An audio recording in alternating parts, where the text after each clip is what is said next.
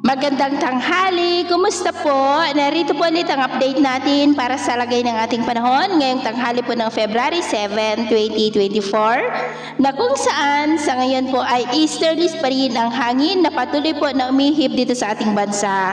Ang amihan ay nandyan po ngayon sa may bandang Taiwan at may tropical wave pa rin na nakakaapekto dyan po sa ilang bahagi ng Mindanao at Visayas. At ito naman po ay pinapakita ng forecast model natin pong ginagamit hanggang po sa susunod na 2 linggo. At sa lagay ng ating panahon, ngayong tanghali po ay maayos ang panahon sa malaking bahagi ng ating bansa pero may tsansa pa rin ng maulap na kalangitan with isolated rains dyan po sa may Caraga, Southern Samar, Leyte, Bohol, Cebu, Cadiz at Catanduanes. At sa susunod po ng mga oras ay posible pa rin ang mga pag-uulan sa malaking bahagi po ng Negros, Cebu, Bohol, Leyte, Southern Samar, Caraga, Northern Mindanao, Zamboanga Peninsula,